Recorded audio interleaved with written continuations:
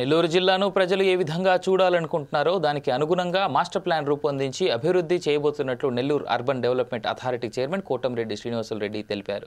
Vice chairman సూరతేజ్తో కలిసి NUDA అధికారులతో ఆయన సమావేశమయ్యారు. మాస్టర్ ప్లాన్ గురించి చర్చించారు.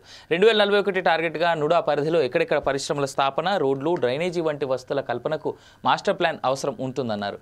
మాస్టర్ ప్లాన్ను రూపొందించి తద్వారా అభివృద్ధి కార్యక్రమాలకు శ్రీకారం చుడతామని కోటంరెడ్డి తెలిపారు.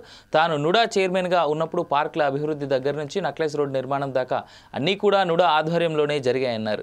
మరోసారి అభివృద్ధి అజెండాగా పనిచేయబోతున్నట్లు స్పష్టం చేశారు. మాస్టర్ ప్లాన్ ఆధారంగా రింగ్ రోడ్లు, బైపాస్ రోడ్లు, ప్రధాన నీటి సరఫరా పార్కుల అభివృద్ధి వంటి వాటికి పెద్దపీట వేస్తామన్నారు.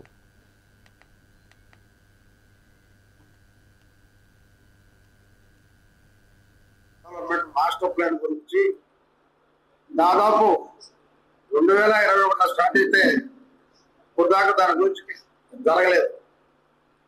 ఇప్పుడు మాకు మంచి వీసీ గారు ఉన్నారు, అదే రకంగా మా టౌన్ ప్లానింగ్ లో మంచి అధికారులు ఉన్నారు, ఇంజనీర్లు మంచి అధికారులు ఉన్నారు.